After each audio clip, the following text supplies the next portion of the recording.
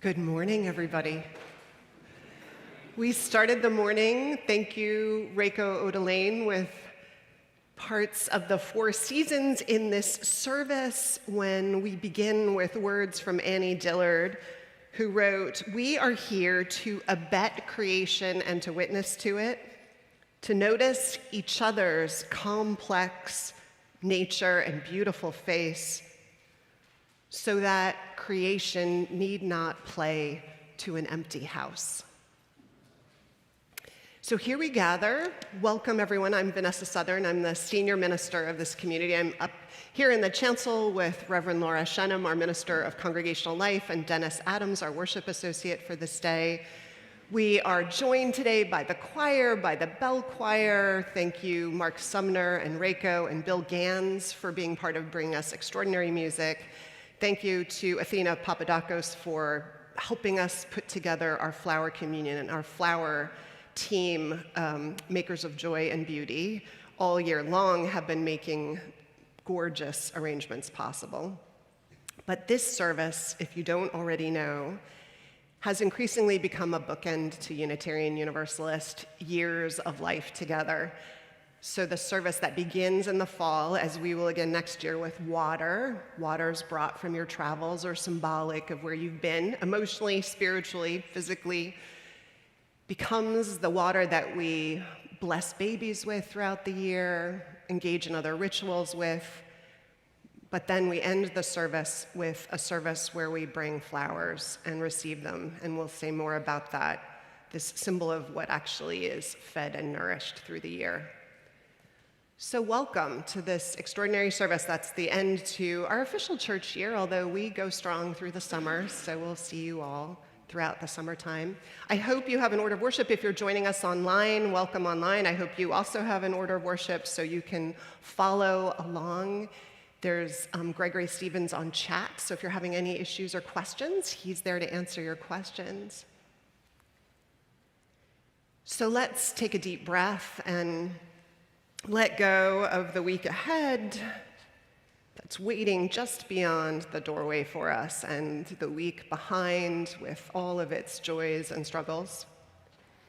Take a deep breath and bring ourselves fully to this hour, to this time, to this place, and to the purposes for which we gather, to reflect, to celebrate all of the joy and the meaning that we draw from moments like this, apart from the busyness of the world. Welcome.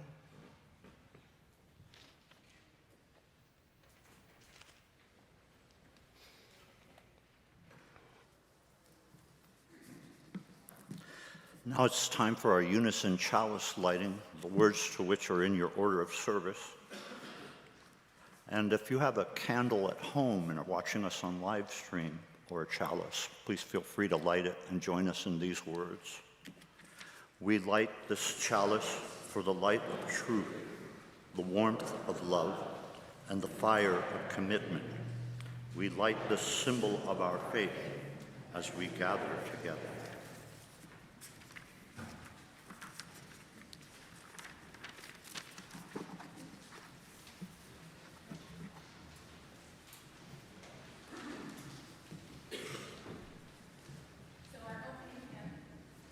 So our opening hymn, Life Calls Us On, is a hymn that has been intimately woven into my ministry. It was first introduced when I walked the stage at General Assembly, when I received preliminary fellowship, and then also through my ministry in Wenatchee. And so I'm really pleased that we're singing it here today. So as you are willing and able, please rise and voice our body to sing our opening hymn, Life Calls Us On.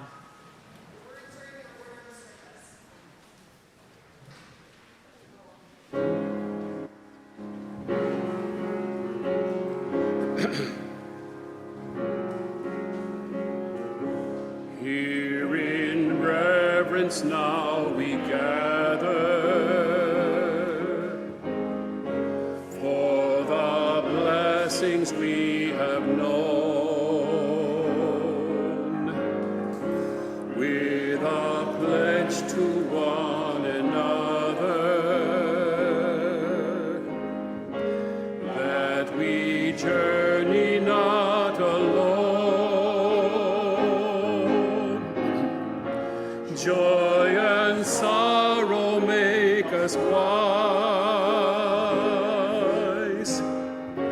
kin to all that lives and dies. Love calls us on.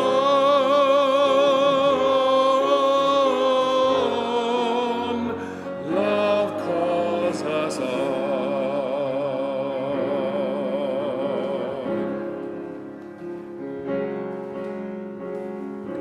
Words and deeds of those before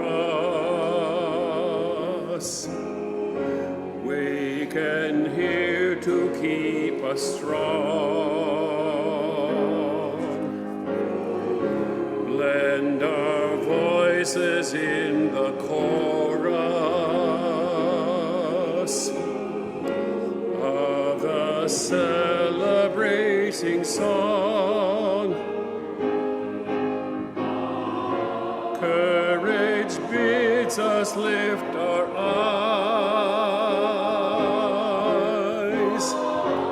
upward to the shining skies. Hope holds us on.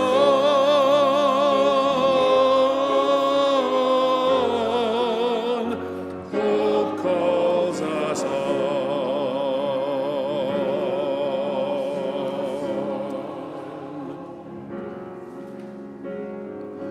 Loyal guides of love and duty, lead us with a trusty light. Blessed are they whose inward beauty shows the path of truth and right.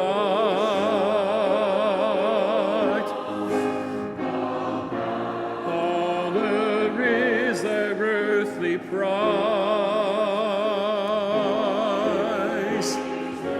By the work we realize, faith calls us on.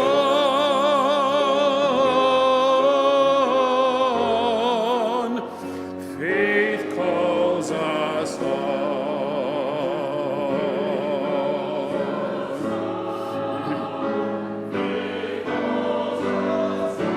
We have shared a fragrant honor when the truth has made us free, and the Spirit's gracious power dreamed of good that yet shall be brighter the path we've advised.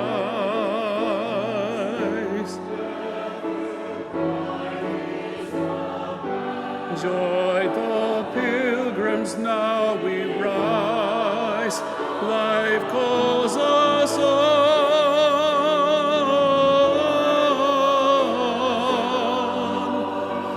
Life calls us on.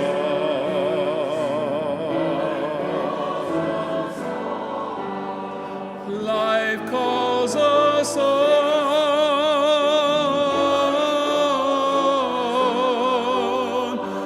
Life calls us on.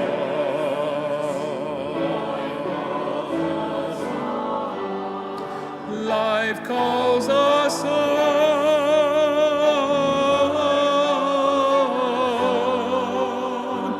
Life calls us on.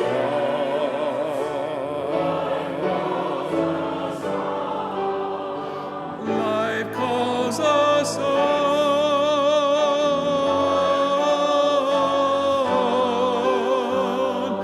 Life calls us on.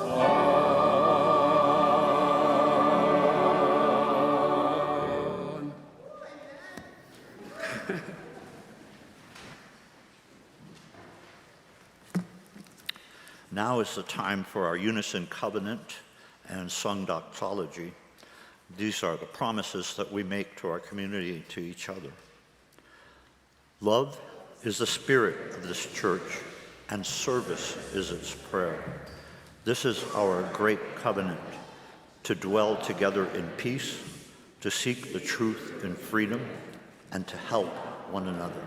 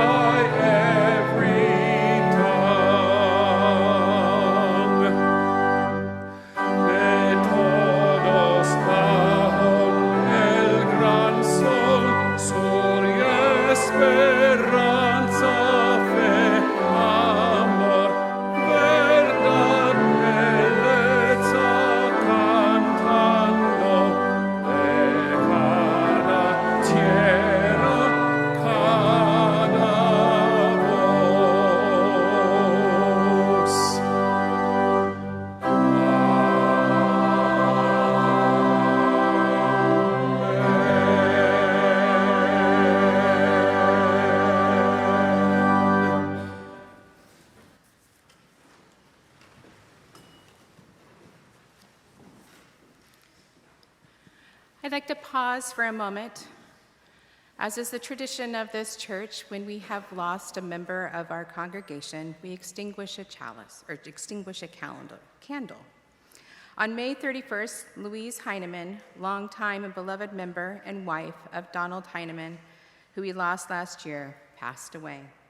She was an extraordinary woman and a strong and vibrant presence here in our community, and she will be greatly missed.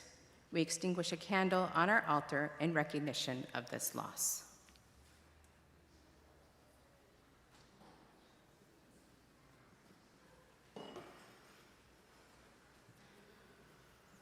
May our love extend to her family and wrap them in that love. I'd like to welcome any visitors that are joining us for the first time today, both in our sanctuary and online. We welcome you. Make sure you have your order of service that will guide you through our service, as well as let you know any announcements that you're welcome to join in. Please have a cup of coffee and enjoy our courtyard. This Sunday is our annual meeting, so coffee hour might be not as robust as usual, as our members need to check in to be part of the democratic process, which is one of our values. All decisions are made by the members of this congregation. There is no pope or guru who calls the shots. We might think there is, but there's not. For our members and other friends who want to be at the meeting, you will sign in at the doors at TSK and enter the room. I'd like to invite Dolores and David up to make an announcement.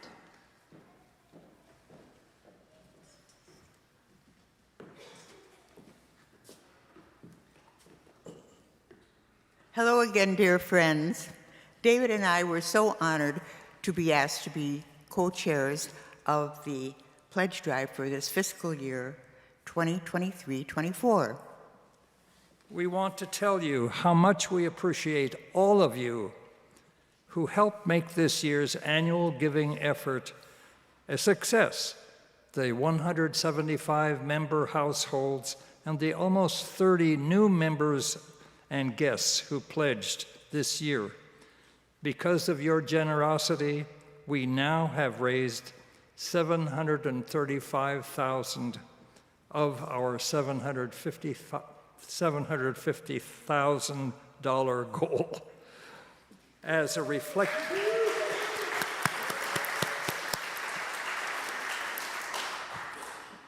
reflection of this effort, we want to show our thanks to our members, new friends, and visitors who pledged this year. So today, after service and before our annual meeting, you are all invited to a special luncheon in the Martin Luther King Room hosted by the Stewardship Committee. Then for dessert, the Membership Committee will bring a special cake for all of us to enjoy and to add to the celebration. We are grateful for your generosity and support of this unique community You made the continued work, hope, and dreams for the future of this congregation possible. See you at the luncheon. Thank you.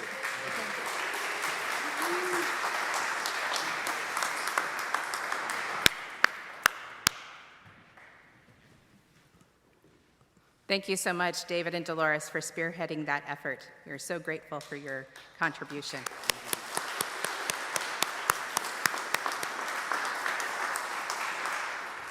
Even if you're going to the lunch, we are asking that you only enter lunch after first checking in at TSK. Please don't circumvent that process. We will try to make check-in swift, okay? Now, I would like to take a moment to acknowledge all those who made our religious education for children and youth possible this year. Without them, our program would not have thrived the way it did. I would not have had the support that I needed, and our children would not have blossomed as much as they did this year. So, if you will entertain me for a moment.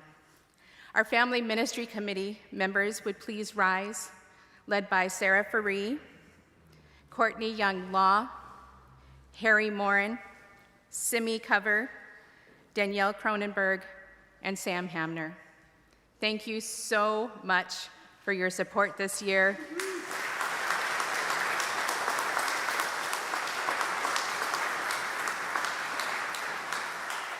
Thank you so much to Courtney and Harry, who led and worked with the transition, both of the pandemic and the transition of ministry. I'm so grateful for your participation and your support during that process for our children, our youth, and our families. So grateful. They will be rotating off, as well as Sam Hamner will be rotating off, and we'll be having Jay Gupta and Robert Jumonoville joining us on the committee. So, for the volunteers in our classrooms, if you could please rise. Cinnamon Anderson, Harry Arthur, John Alden, Allison Block, Jayanti Chapeau, Cheryl Daner, Sarah Faree, Christina Hamner, Sam Hamner, Robert Jumonoville, Carolyn Cahoot, Danielle Cronenberg, Vicki Lang, Harry Morin, Miriam Morin, Ruth Wong, Teresa Goebel, Simi Cover, and Faye Yi. We needed all of you made our classrooms possible this year. And I forgot one name on that list, Vanessa Southern. She also stepped in. She was with our high schoolers while I was in here with you one Sunday, so thank you, Vanessa, as well. To all those who led all ages workshops, Maddie Gerlach, Erica Murray, Andre Glace, Louise Disregard, and Theta Burke, thank you so much for your help and opportunities that you provided our children and youth.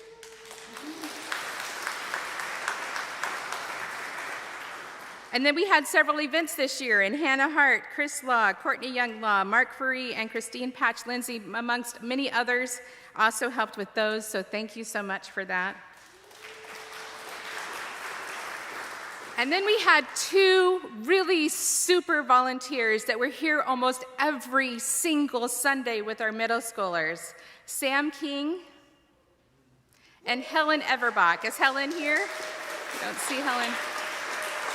Oh my gosh, they did amazing work. They were here almost every Sunday, and I'm so grateful for them.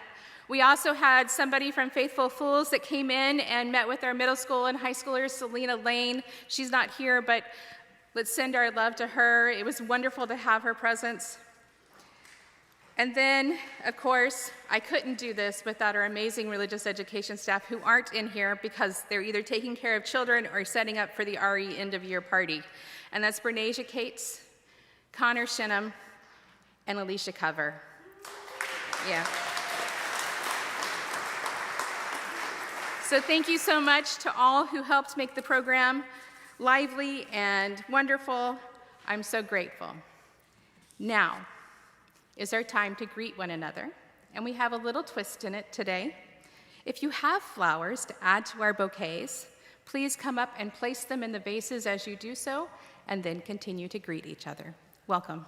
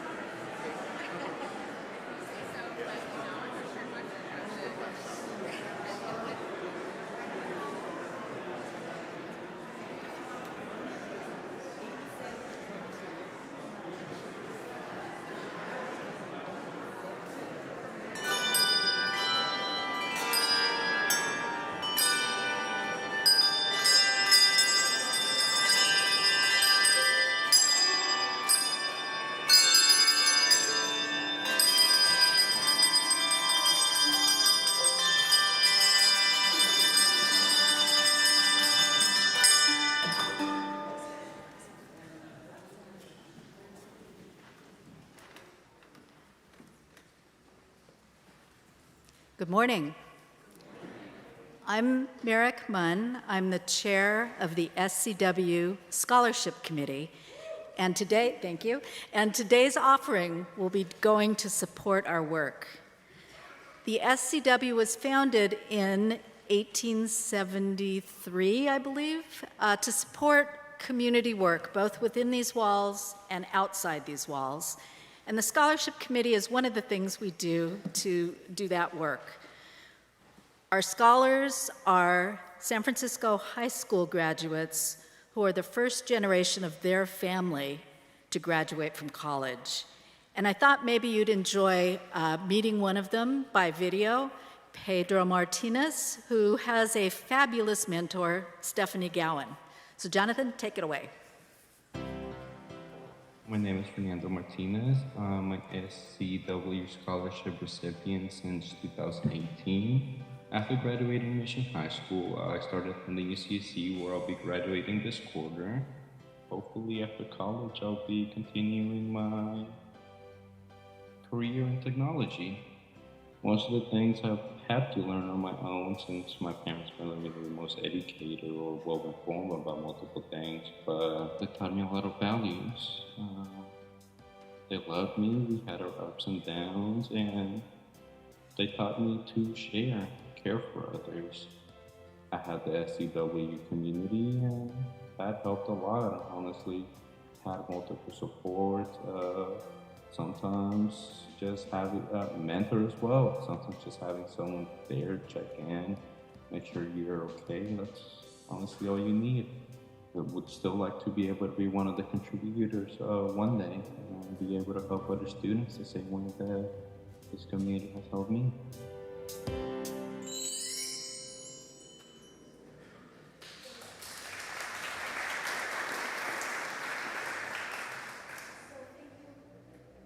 Thank you in advance for your generosity, and please consider becoming one of our mentors. You can look at the Help Wanted board by the Thomas Starr King Room.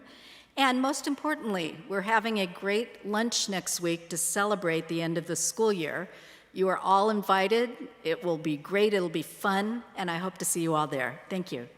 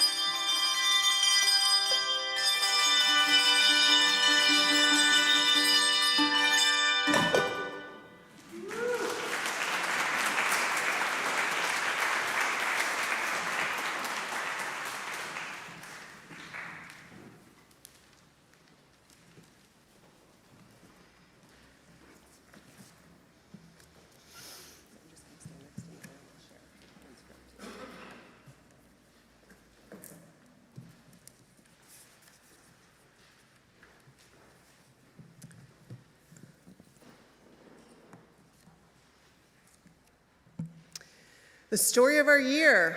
What happened? Where did it go? Here's a quick tour. We started the year, if you remember, in the fall, waiting for our newest addition to the staff and prepared to meet the folks who would come through the door, who would be new to our congregation, all the gorgeous, familiar faces, too, that we hadn't seen during pandemic, as each slowly found their way back. Reverend Laura Shennum did indeed come in September, thank God, and we welcomed her with arms wide open and a list of hopes and dreams, way too many of which she managed to actually get done this year, and she's still standing. Miracles abound. We welcomed a baby, Shannon and Will Warto's daughter, Tess Dawn Warto, born on January 31st, and we lost, as you heard even this morning, some beloved members. But it was always an honor to hear about the incredible lives that each of them had lived, the rich services of remembrance filled with stories and celebration. In our larger ministry, we welcomed the Reverend Millie Phillips as an affiliated community minister, enjoying her preaching and her presence at UUSF, but also taking credit, as we must, in some of her work in the larger world, where she serves in Contra Costa County as a faith-rooted organizer for the Faith Alliance for Moral Economy. And so her passions for economic justice and the larger world's health and wholeness is part of our work in the world.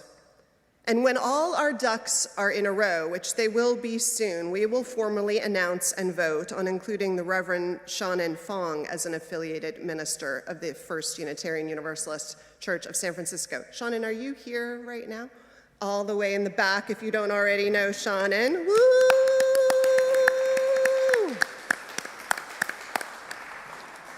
Shannon got a grant from the Hinckley Fund for an innovative ministry that we are going to be invited to be a part of, which is super exciting, so stay tuned, and yay.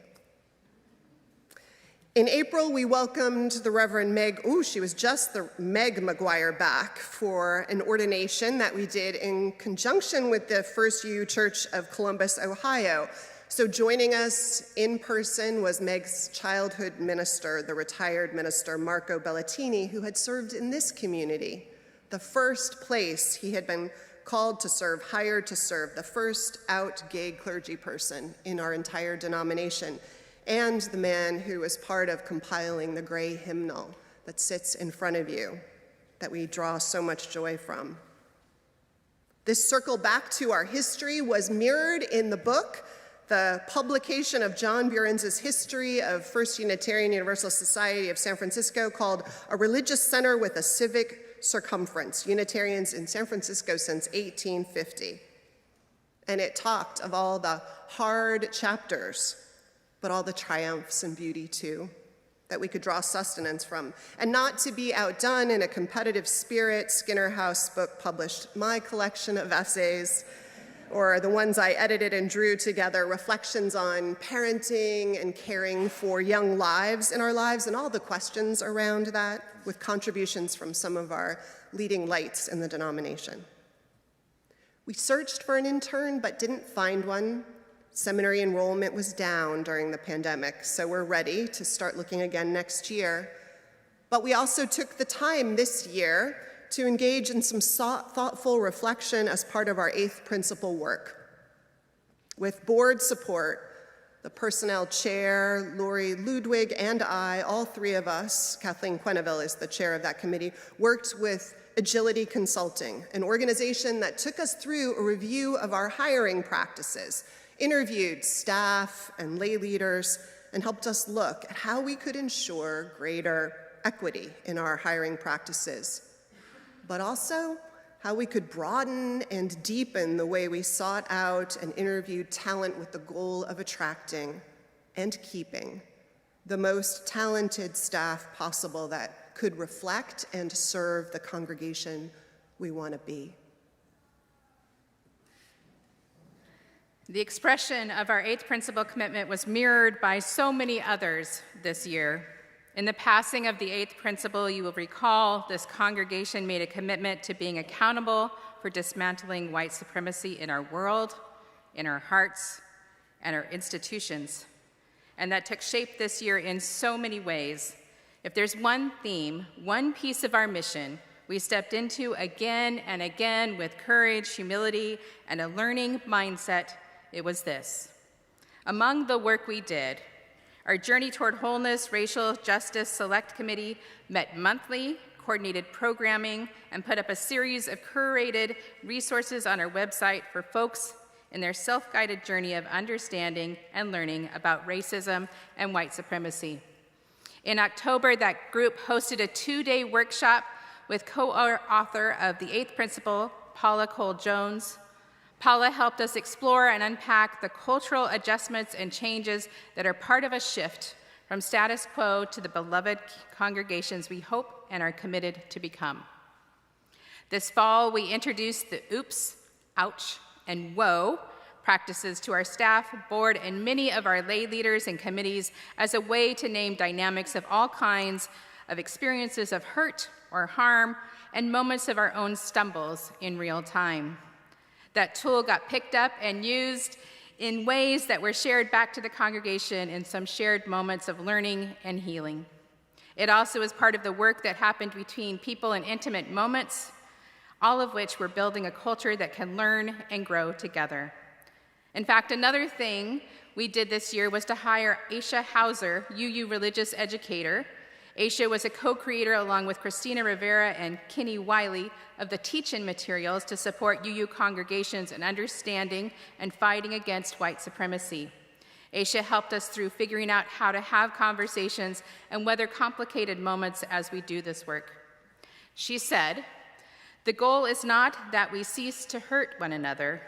Racism and other forms of oppression are too omnipresent to deeply embedded in ways that are not easy to just pluck up and get rid of. The goal is to foster a congregation of people who are resilient in the face of grappling with these moments. We are growing better already at what restoration and healing, real restoration and real healing look like. With leadership from our board, especially our moderator's vision, our right relations team of members and staff was trained and will be invited in the next year to help members navigate some of our hard conversations around racial harm and other covenantal concerns.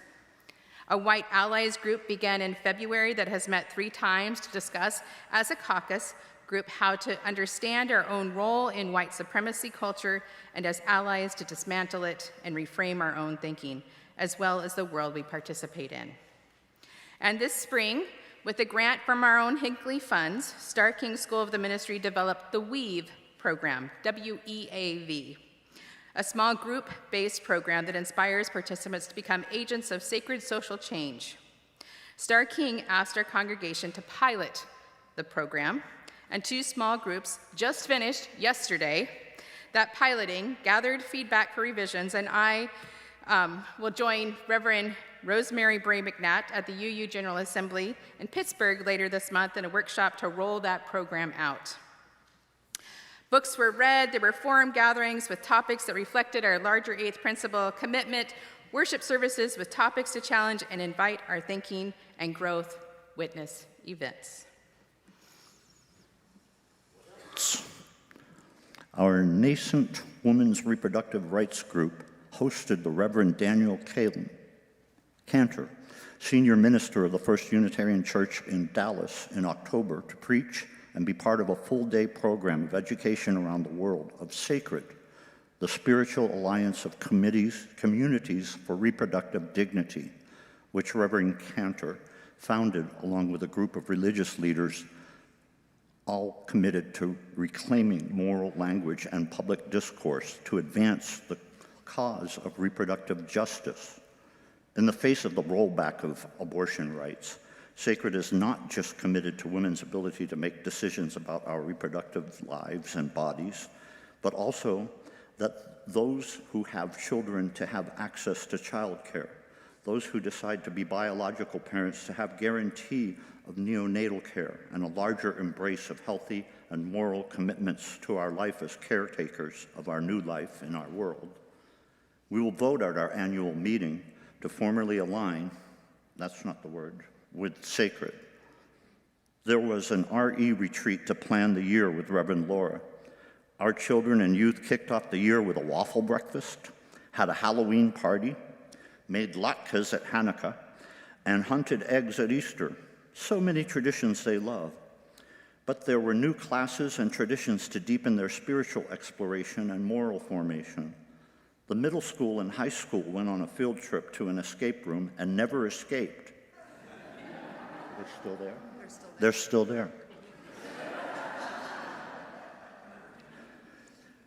Selena Lane from the Faithful Fools came and met with our youth once a month. Alicia Cover joined the RE staff. Joe Chapeau transitioned off to new adventures, and Alicia's hours increased mercifully to try and fill just a part of Joe's big shoes. In February, we welcomed our unhoused neighbors for 3 weeks. 20-some pre-dawn mornings, you gathered in our kitchen to scramble eggs and make toast and huge vats of coffee and serve our guests so they started the day fed and taken care of. And there were dinners, too, that groups signed up to make, including Ben Bear's OTT Jambalaya, as we welcomed 70 men and also a handful of women this year and made our home theirs. We had an auction with the theme of homecoming, and you dressed for the occasion. And we had a blast. We even raised some money. Doing well while doing good is something we are good at. We had a holiday fair of food and gifts and wreaths and cookies and more time together as we got used to being the way we used to be, together and increasingly relaxed and safer by the month. We also decorated and hung greens and sang our way through the solstice, and some of you gathered for full moon circles and other times to mark the passage of the ritual of the wheel of the year led by our pagan interest circle. There were worship services on any number of topics, including God, and we survived. One's about art. Shannon Fong led us through a stunning Lunar New Year service, talking about a song, 2 different renditions of a song that is sung in that time of year and the layers of meaning of those renditions. There were reflections by our deep, thoughtful, funny, and wise worship associates, and so much extraordinary music. The organ was there to shake our internal organs and bones. The choir moved us to tap our feet and struggle to hold back tears. The bells, just like this morning, always moved us to joyful applause with their gorgeous playing, but especially those dramatic endings. There was a parade of stunning and gifted guest musicians, some of the best voices and instrumentalists of the Bay Area, and those passing through, too. And this spring, a worship advisory team has been meeting to look at who and what we need and want to include in our worship calendar that will reflect who we are among us now and who we need to become. And you filled out the surveys that helped us to navigate those conversations. And none of this happens without financial resources. To that end, thanks again to the leadership of Dolores and David, who kicked off, and nearly we are finished with this annual giving that we do each year where we raise the funds that not only runs the church that serves itself, but that serves all of the communities and people who pass through here in a year, who come to us in moments of need, where we fix a building that was flooded twice this year in the rains, and so much else. The gardens along Star King Way have been made new, saying very, very clearly that someone's are back in the building and something is happening here worth checking out. And the tattered banners that came down during pandemic when so much of life got rolled up a little, the banners with their crowd-sourced words and phrases went up on the corner where Geary splits into Star King Way. In so many ways, we are back. 100 people in the pews or more most Sundays, 50 online. Almost 1,000 subscribers to our live stream, when before pandemic we were begging friends and distant family to sign up so we could get 100, so we could change the name from a series of numbers and letters to UUSF Media on our YouTube channel. And this spring, our COVID advisory team that met weekly to look at all of the numbers and warnings and information that was out in the world with a safety and health lens. Can people from the COVID advisory team who are here raise your hands? I see Judith and Larry, both of whom are public health professionals. Lori, who does science and research into COVID teams. Linda Harris, who's a nurse. We had people with such expertise that were really agonizing to make sure we could do beautiful worship and beautiful community life and keep you all safe. And that group finally decided that the numbers, and with the mask mandates lifted even in hospitals, that we no longer had to meet anymore. And on Easter, a day of resurrection, we told ourselves we didn't need to be masked, though we are welcome to stay masked as people feel the urge and need to. And flesh is coming back to life, blood into our limbs in every way. There's a lot of good work, there's a lot of good learning, there's a lot of good service and gorgeousness of connection and care to attend to, and we are ready. We made it through. Everyone now, touch wood. We made it through. So what did we forget to name? Because we don't want to forget something worth naming as we look back over this year. I have the great orange microphone that looks like it's from the Muppets. As Vanessa is doing that, she skipped over a little bit. She also became the chair of the board of the Interfaith Council of San Francisco, the first time a Unitarian Universalist led that organization in over 30 years. Yeah. We were also able to grant her 2 months of sabbatical, and hopefully she'll take some more in the next coming year. And with her gorgeous leadership, we all did this together as well. Thank you. Yes, the heretics are in charge of the Interfaith Council. Watch out.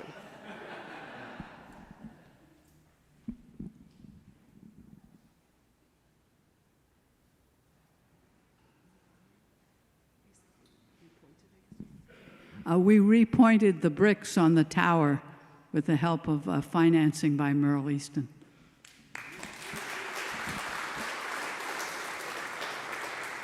And Merle's trained as an architect with engineering, so it wasn't just, it was also the masterminding of that.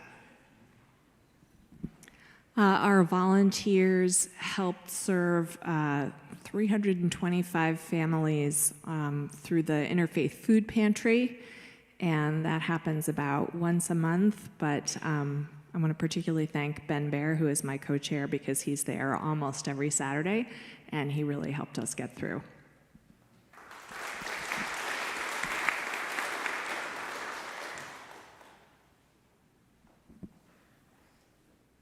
I just want to say something about on the blessing of the animals we had for the first time in 3 years, and also the wonderful new landscaping, because the trees and all the bushes look so terrible, but now everything looks much better. Thank you.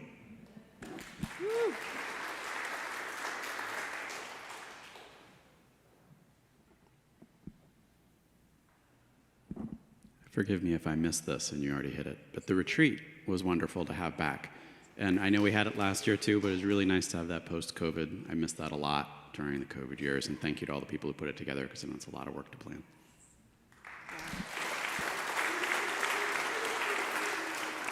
There was so much talent at the talent show. I just want to tell you all. Yeah, there were some transcendent moments of various kinds this year. Anyone else? Yes, we should say a thank you to all the generous people who contributed gifts for the women in Copenhagen. They were received with great appreciation.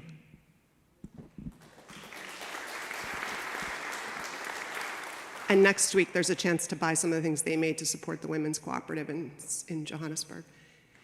Lynn Harris, do you want to say something maybe also about the Caring Committee, which did extraordinary work, where we have people that meet weekly who are trained in pastoral care, our lay chaplains, who do everything from check in on people, send them cards, help them go to the hospitals, sometimes like intervening with social workers and doctors to make important medical decisions and show up in crucial times in their health care.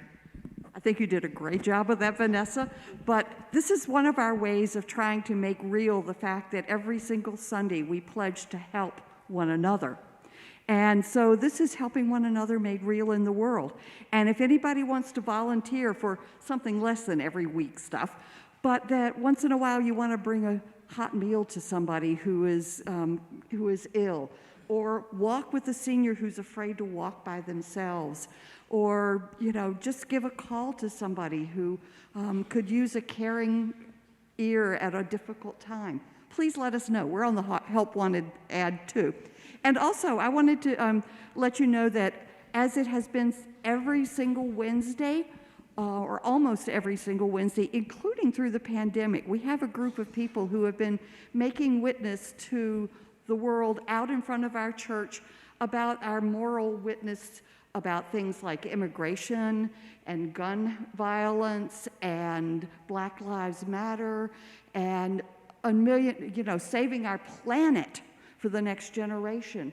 And we'd love to have any of you join us who would like. 8 to 9 in the morning. 8 to 9 in the morning.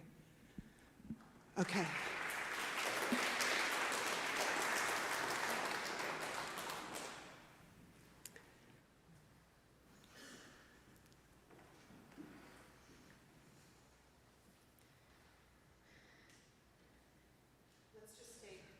Let's just take 1 minute and turn to the person next to you and tell them what you're most proud of or grateful for in this year just past.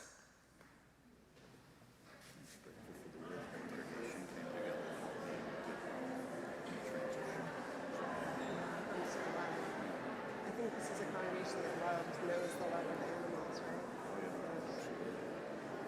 Wars and David are kind of animal rights people, animal guardian. Yeah.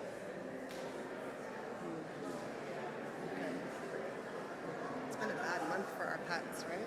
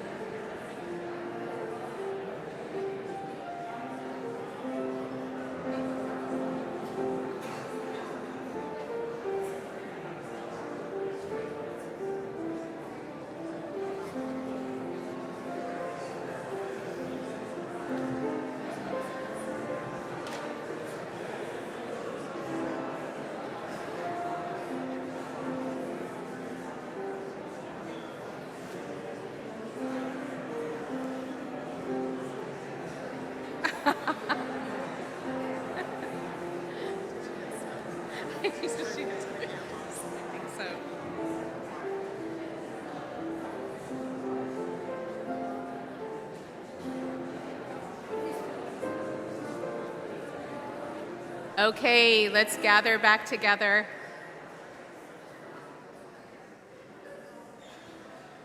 Remember to continue to share those stories today and in the weeks to come.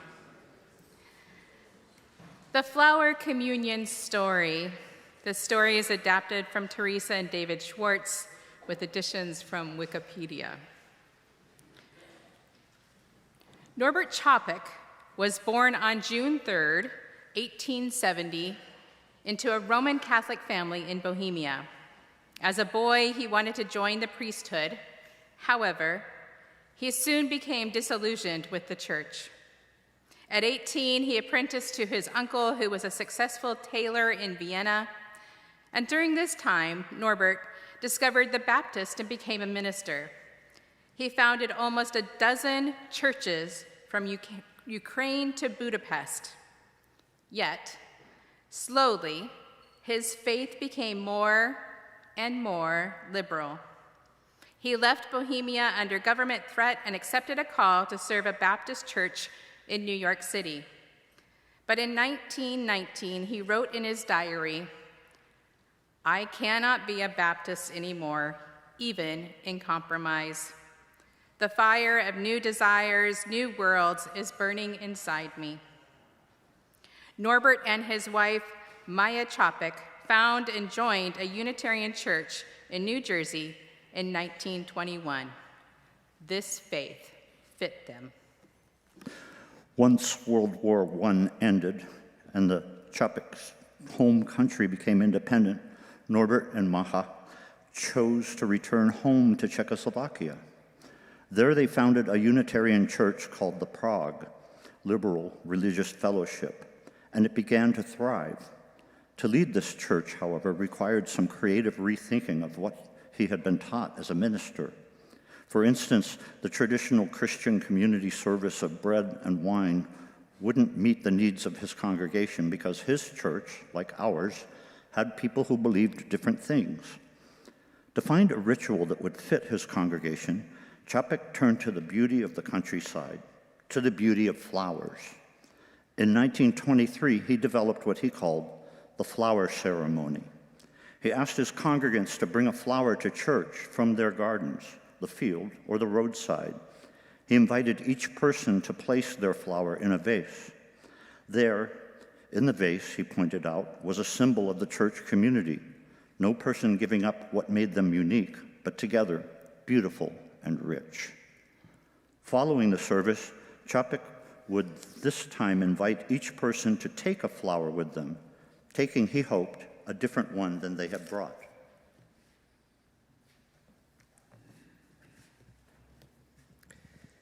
In that second ritual was a reminder of something else, how community and life together changes us, how we bring our gifts and talents, our commitments to this community or any other, and then we're blessed and enriched by others and what they bring. We offer one thing, we take away another. All of it gorgeous, all of it life-giving. Čapek was a visionary minister with a church that was ahead of its time, a bold church that took risks and made tough decisions and bore disappointments, all in an effort to build a new way together. First, they built a church, and then that was going to be a church that would build the world. In 1942, the Gestapo arrested Norman Čapek. The Nazis drummed up a somewhat flimsy excuse and accused him of listening to foreign broadcasts, which he probably did, and sent him to the Dachau concentration camp. Despite all that he faced in the camp, Čapek, we are told, held a flower ceremony with his fellow prisoners, each finding whatever flower or bloom they could among the weeds of the camp, testifying even then to a larger beauty in the world, something larger and more beautiful than themselves, and also to their unity, to their commitment to a life together, to be free to be themselves, better and more extraordinary for that freedom and diversity. Even in the face of all that was bent on destroying them, they testified in ritual to this. Ultimately, the Nazis killed Norman Čapek. However, his wife, Maya, brought the flower ceremony to the United States, to the Unitarian Church in Cambridge, Massachusetts in 1940. Now, many churches end the year with it. It stands as a reminder of who we are as a liberal religious community. What we are doing together this morning is both a reminder of our history and the legacy of courage and commitment we inherit. But it's also an affirmation of how we exist in a community of values, of devotion to the power and beauty of congregational life and community that has enabled and emboldened generations of struggle for ever-widening liberty. This flower ceremony, which it's the 100th anniversary of, lovely though it is, isn't a diversion from ugly reality, even those around us now, but speaks to a gentle fierceness which proclaims that in the midst of sinister days, there is always, always a power and a beauty we can acclaim and affirm, and we find part of that power and beauty here, in what we are and what we make and what we stand for together. Today, we celebrate this ritual of solemnity and joy. As Čapek asked his people to bring a flower to the ceremony and see what they make of their individual gifts, we did this morning.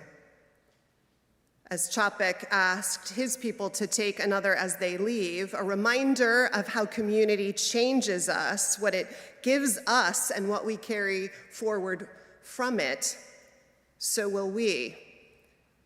During the music that is sung by our choir, particularly those who are going to leave right after service, we invite you to come and take a flower that you will take with you today. For those who are staying for the lunch and the annual meeting, we want you to know we'll put the bouquets out in the gallery, so as you leave the meeting today, you can take one with you.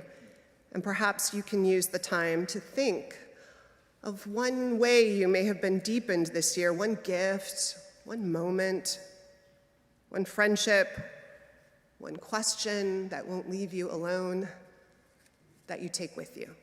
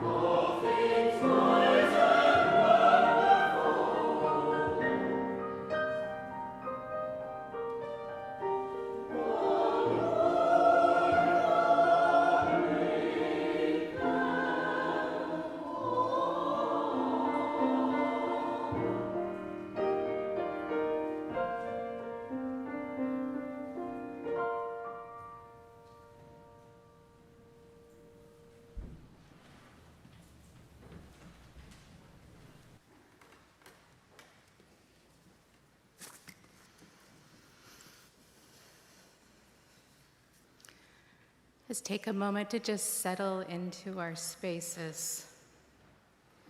Taking a deep breath in and out. Let us soak up the beauty of all who are gathered here and online. Let us rejoice in the bouquet that we have created both here and here. Let us pray. May we each recognize our unique beauty, our special gifts, and our part in our community.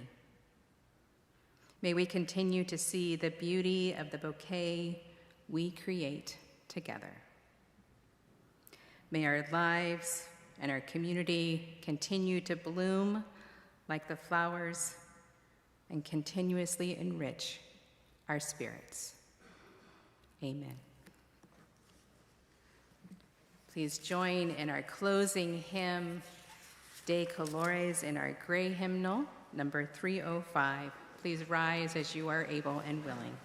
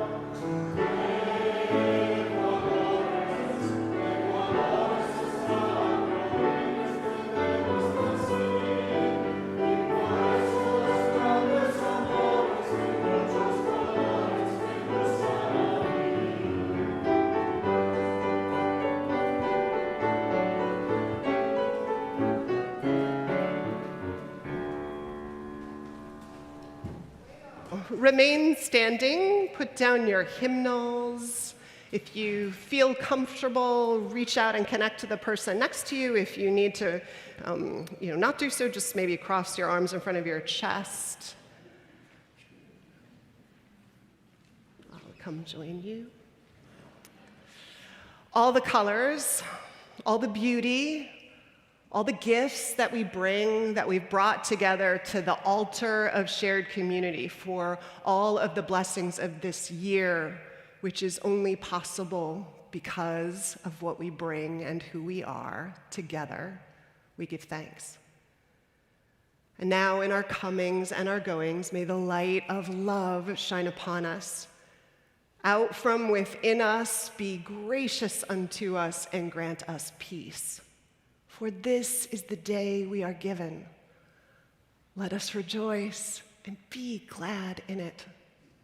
Amen.